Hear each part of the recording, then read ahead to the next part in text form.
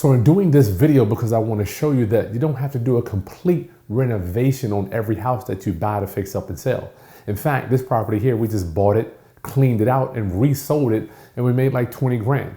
So I want to show you the steps, what we bought it for, what we sold it for, how we sold it, and I'm going to take you to the property so you can see what it looked like when we purchased it and what it looked like when we sold it, to show you the amount of effort that we put in to actually do this deal. All right, let's do it.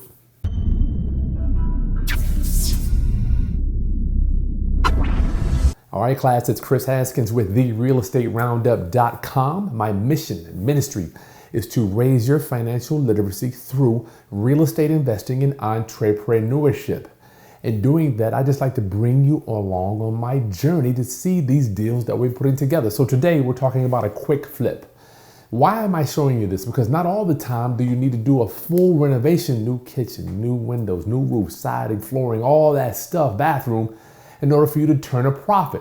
So today we're going to take you to the site. I want you to see what the condition of the property was when we bought it.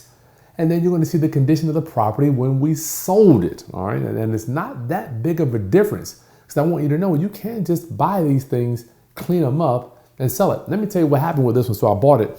The lady was supposed to move out the week after, right? And a lot of times people wholesale real estate and just flip the contract, but you can't do that a lot of times when you have a seller that's living in the property and they don't have anywhere to go. They need the money to move out.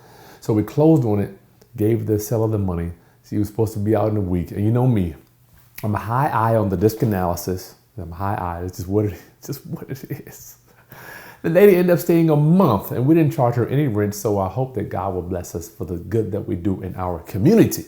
So she stayed for a month and finally got out. We went in and you're going to see the condition of it at that time. And we decided to not renovate this one to see how much money we could get out of it before we started to do the renovation, because this is a big job. So I'm going to take you to the house. Let's look at the before and after real fast. And then we're going to come back and we'll go over the numbers and I'll explain to you what type of buyer it is that we are dealing with when we're selling these properties. All right, let's go. Okay, so we're here at the property. We just sold this thing yesterday, and you see the guys that are already out here working. I love to see speed. Okay, so the exterior, we did nothing to it. This is going to be the before and after. Roof needs to get done. And the windows look okay. All right, so in here we got to do new flooring. I love hardwood floors. It looks beautiful. So we were thinking that we were going to make this another bedroom. If the owners come while we're here, maybe they'll talk to us about what they're going to do. So coming through here, so this is the den area, and the kitchen is still toe up. You see, we cleaned it out. I'll show you some of the before. So this is what it looks like. It's gonna need a full gut job.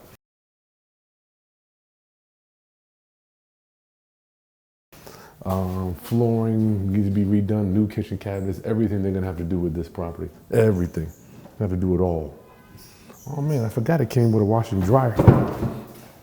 So the garage is nothing special. You can stay up there, D. Nothing really special here.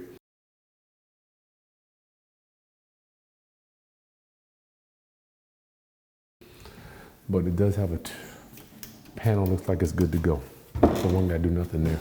All right, so new kitchen. This is probably gonna be, I don't know, 10 grand to do all this stuff. So we gotta do new flooring in here. New light fixtures. They'll probably just scrape these floors here. But this looks really cool. Remember 1960s and 70s, y'all, we had blue tubs. You have ever, and it looks like they have old old tile that they went over with. And as you look down here, this stuff is, oh man, this stuff's coming off. Yeah, this stuff, it's gonna have to get redone. So this is a whole bathroom gut job, whole bathroom redo. Bust out the kitchen, the tile. And me and Dee just did one of these. That towel can get real thick sometimes. I like the blue, D. What you like that old stuff? Yeah, the blue look cool, man. It got to go. Yeah, it's got to go. People hate it. They hate it. They hate it. So this is gonna be the primary bedroom. You see we got some moisture damage under the windows there. They probably have to fix that. It's gonna need some new windows here. Looks like they just put the windows in the front. And here we got another blue bathroom. This one looks like it's multicolored. We got purple, blue, white on the floor. It's crazy. It looks good, but it's just no one wants this stuff. No one wants this stuff, man. Today's buyer does not like color tubs or color walls. Would you say? Yeah. They don't want that mess. Okay, so you've seen the inside of the property. You saw what it looks like, all that stuff. No, not a big deal, not too much difference. I don't want you to overthink it. People pay me all the time to do consultations where they're fixing up all these houses, sinking money into the property for no reason. You don't have to all the time. And the name of the game to win this thing, to be a professional real estate guy or entrepreneur or gal, girl, to the ladies, I love you. We need more ladies. We need more ladies. The name of the game is volume. Stop trying to squeeze all the money out of a deal. Robert Allen, the book, one of the best books that I read when I started out, Robert Allen's book says, medium-sized pigs continue to get fed. Oversized pigs go to the slaughterhouse. All right, so that means leave some meat on the bone for other people. Don't try to squeeze all the money out of every deal every time. So on this flip here, we paid $195,000 for it. You'll see the HUD there. What we thought we were going to do was the ARV was $360,000. That's going to be with a $60,000 reno. Now, we anticipated on doing this job. So if we were to do that, we were going to sell it for $360,000. We were going to make roughly $50,000 after fees and all that stuff, right? Pay $200,000, put $50,000 in it. Fees are going to be $20,000, $30,000 in fees. So maybe we might make $50,000, $60,000 on this one. But remember the name of the game, volume. Right? So what we did, we cleaned it out and put it on the market to see what we could get for it as is. So we listed it for $240. Our best offer came in at $223. Now, who on earth is going to buy a property that's run down like that? Who are we looking for? Let me tell you. There are a lot of guys out there that don't have a massive marketing system in place looking for deals. So we have leads coming in all the time to buy real estate. But there are some smaller investors out there that do one or two deals here and there that they want to just go with a realtor, drive around, look at different properties and see which one fits their criteria. Or further, there could be an investor that's looking for a rental property that's willing to pay a little bit more than us old geezer investors, right? Because we pay super low. I mean, I'm just not going to pay it. We paid a lot less than what they did. So we listed it on the MLS. And then we had a ton of offers. Not all of them were good, but we still had a bunch of offers. So that type of buyer is who you're looking for when you're selling properties below market value, but don't want to do a lot of work to them. Okay.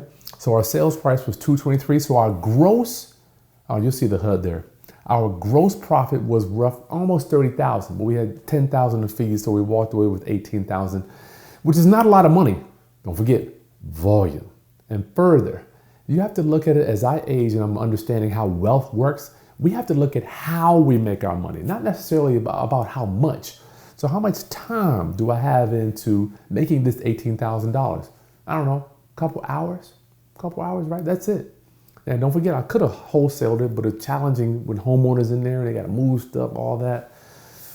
So how do we make money? How many times can I flip a couple hours doing a deal in a year? A lot. But if I were to do the renovation and spend $60K, how many times can I duplicate that, right? Not as many times. I have a finite amount of money, right? I don't have infinite amount of money. So just remember that the next time you buy a property that you think you might want to fix up and sell, see if you can get a quick 20 out of it and then turn that money.